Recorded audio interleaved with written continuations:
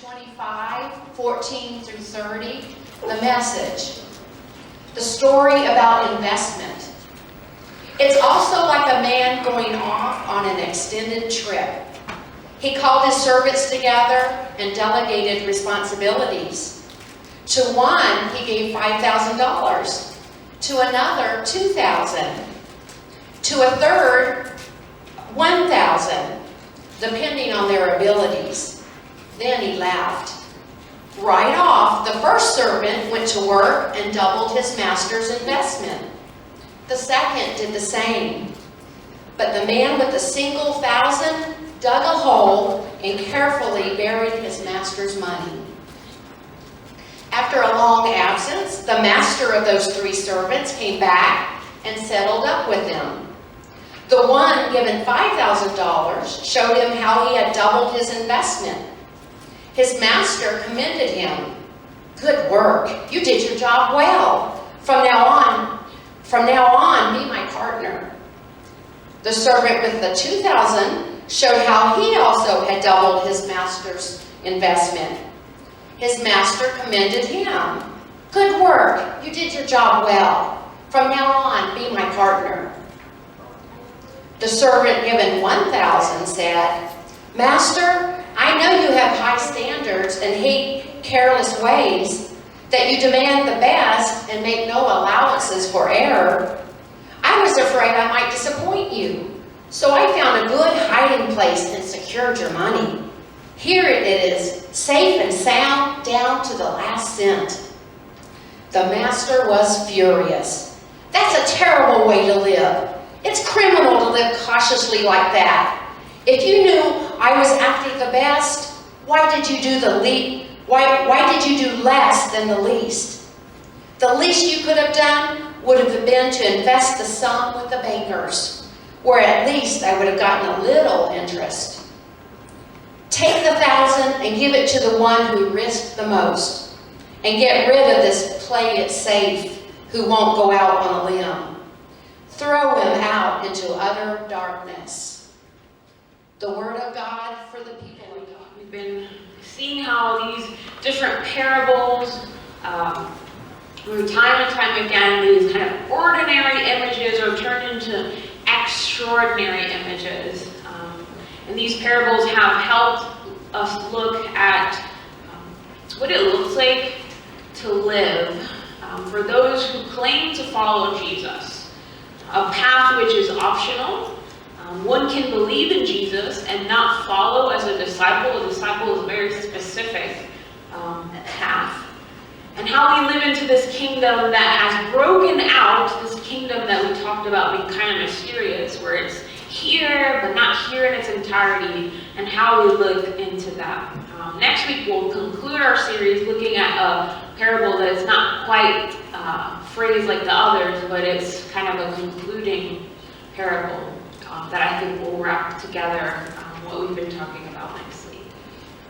Today we do look at another challenging parable. All of the parables to a certain extent have been challenging, not only in what they challenge, but the fact that they require our stillness and our imagination and our looking past what we have thought in the past. Today's challenge, because it's actually kind of a challenging passage in and of itself. It's a passage that I kept reading. I always look at different commentaries as well. And it was often described in many places as a passage that's often abused. A passage that is often abused or misunderstood. Among other interpretations, we've seen it as an admonition for good financial practices. It's been used as that. Or as a justification for a capitalist mentality. I saw that in another place. It's just kind of an interesting parable, and one that if you've been in church for a while, you've probably heard and can probably even remember some maybe unique things that were done during this exposition of this parable. It's also an uncomfortable passage, like a lot in scripture, right? A lot of Jesus' words end up being uncomfortable. But it's uncomfortable for a couple different reasons, and one of them is that it's a little troubling.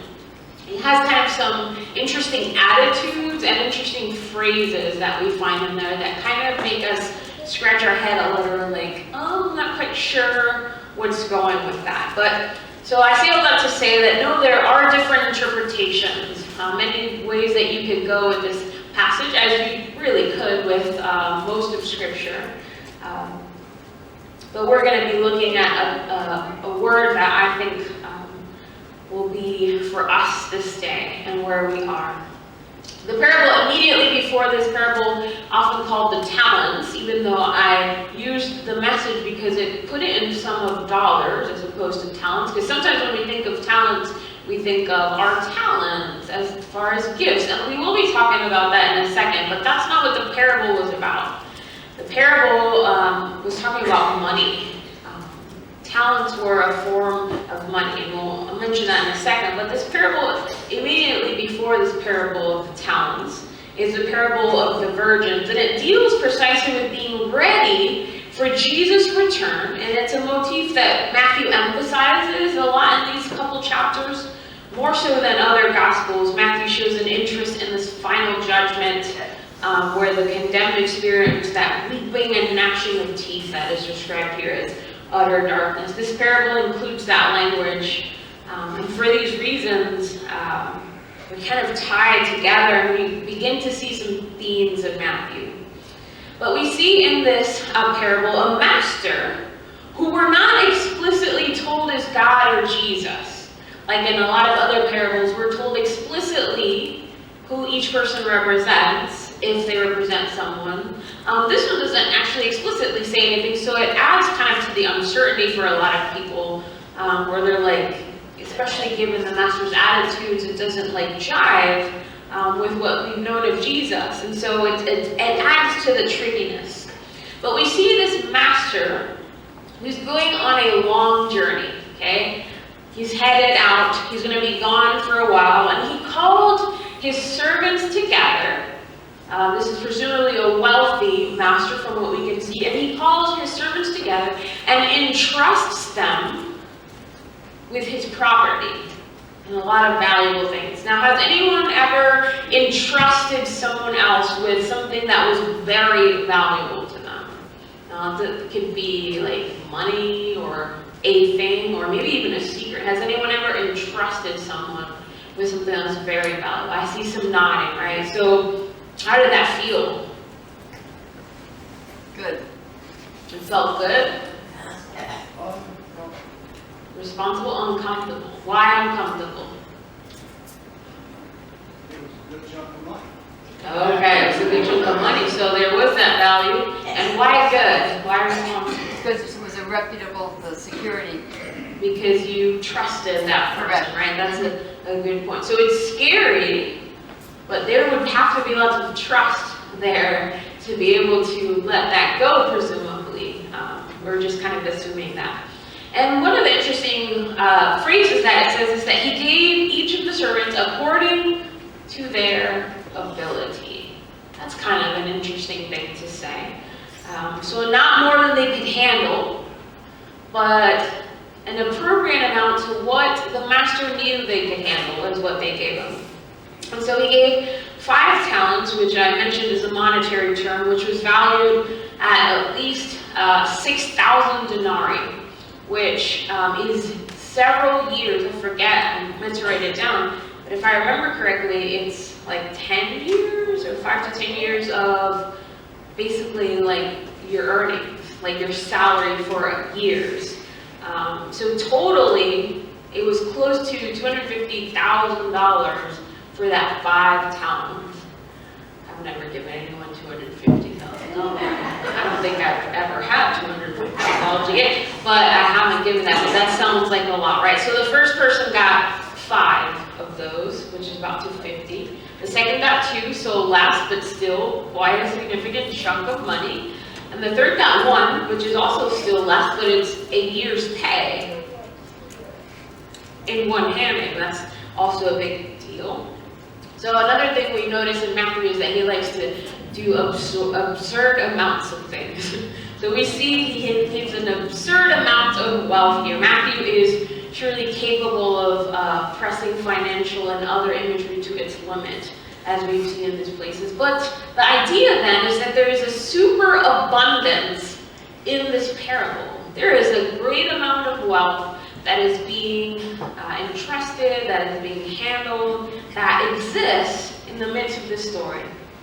He's given this superabundance, and as we mentioned earlier, there's some risk there, right? There would be some risk in giving large amounts. They were trusted and given each to their capability, so perhaps not as much as it could have been, but to their ability. And yet there was some risk, not probably as much because there was trust there. But in the end, we are left with this parable that talks to us about some risk and some trust.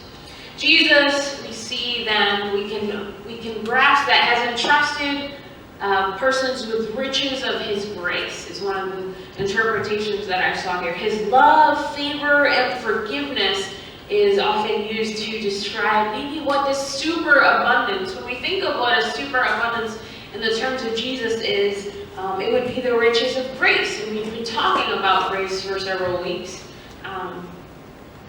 which begs the question of what it looks like to receive grace and to use grace. The second piece of this parable that we see, not only is there a superabundance, but there's some time that happens. They were entrusted with superabundance, with riches of grace in the midst of time.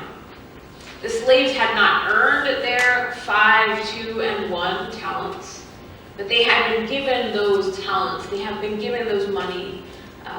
And just like in the parable of the sower, which we didn't look at, but is in Matthew 13, Jesus had indicated that those called to the kingdom would produce different yields. Those differences should not be the basis for envy and jealousy, though, not even the different amounts that they were given or the yields, but those differences should be seen because our differences of gifts are given in service to one another. And so are the talents given to these servants going to be that way. They are regarded as given, which then also ties to the idea of them being grace, which is something that you receive. Now, why is this sharing going on? There's an interesting phrase later that you may have heard in other translations, not in the Message, but there's an interesting phrase used later for those who did invest and had returned. Was they said, "Well done, good and faithful servant." And then it says, "Share in the joy of your master." That's another kind of interesting phrase related to this. The master, we see, already possessing the gift of the talents, the master already had those gifts, is inviting his servants to share this joy. When the first two are finally invited to enter the joy of their master, they're perhaps not entering a greater fullness than before, but rather now are able to recognize the dynamics of joy that undergird the gift of faith. The joy of the master is the joy of the feast that is self-giving, sharing, being distributed into the world, the riches of grace. In this sense, the interest gained on the talents is like the 100-fold that the disciple receives when he or she gives everything away to follow Jesus. And everyone who has left houses or brothers or sisters or father or mother or children or fields for my name's sake will receive 100-fold and will inherit eternal life. The obedience of trust is not a burden or a fearful endeavor, but is precisely the joy of discipleship in which everything is given, the gift and the interest. So we see this free gift that was given, even the utilization of that gift is what enters us into the kingdom, is what brings us the joy of discipleship. These first two persons are the signs that God's kingdom is starting to bud and blossom. Sometimes earlier on I asked you, like, how do you see the kingdom? Where can you see the kingdom happening? Are there places where it flourishes? Maybe you see it when persons get food who are hungry, or when someone who is usually hated and mistreated receives kindness and love, and there is a smile how those are places where the kingdom is blossoming and budding, and we can see it clearly in the midst of the haze. So these persons are doing just that. They are bringing about God's kingdom in small ways and in big ways. But the other thing that we see here is that we have one that does not get to share in the joy of the master, right? Does not get to enter or share. And so what's going on with that? The third servant had not only hidden the money, which he buried it, which we talked several weeks ago was not uncommon. Like, you had your treasure and you stored it for safekeeping. So there was some like ordinariness to that. But he hid it. He was buried this treasure underground. Now, if we look at the fact that these other persons utilized these and were enriched by the very utilization, by the very use of the gifts of graces, we can also tend to take a look at this person as not only hiding the very money, the very talents in the ground, but rejecting, once again, burying himself, separating himself from the very gifts of graces, of mercy, of love, from the master. He was buried himself. The third servant is not so much condemned as he condemns himself to a place, a life that knows not joy, that knows only darkness and wailing and grinding of teeth. This place, as such a life, is self-created. Now, the parable is a clear judgment against those who think they deserve what they have earned, as well as those who do not know how precious is the gift they have been given. But the servant here who buried himself, in this case, we see the servant has some misperceptions of the master. These produce alienation. He ends up being alone. He ends up being separate. They produce mistrust. They produce fear. And then they produce personal sloth even. He calls them lazy. Jesus makes clear in this parable that we can only do what we have been given. The one who received 1 talent feared the giver. He did so because he assumed that the giver had given a gift that could only be lost or used up. He was fearful of the gift itself and the giver.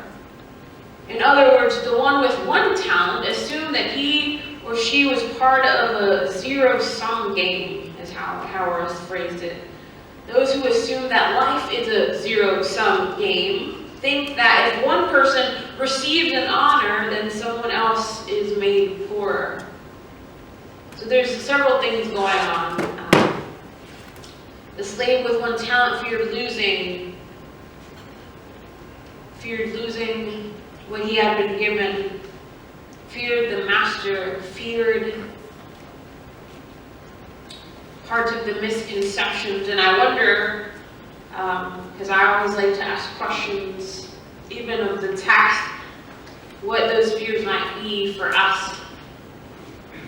For the first 2 slaves, recognized that to try to secure those gifts, however, the gifts would be lost themselves. And so I see a lot of ties here, and I mentioned there's a lot of other stories, even the wedding banquet story. The idea that one can choose to accept the invitation or not and end up outside. One can also choose to receive and utilize all that grace and discipleship is, or one can be afraid and not receive it, and be afraid of loss. And in the midst of that, think oneself and judge others, think oneself as less than, or judge, as opposed to receiving this freely and without regret. The parable of the talents and the parable of the 10 bridegrooms are commentaries on these servants who continued to work until his master came, and had the opportunity to enter into the joy as a result, and in the midst. So each of these parables, I continue to see an element of waiting and patience. and those who have received the gift of being called disciples of Jesus. Disciples are called not to do great things, although great things may happen, but Jesus' disciples are called to work that Jesus has given us to do. Work that's simple and hard as learning to tend.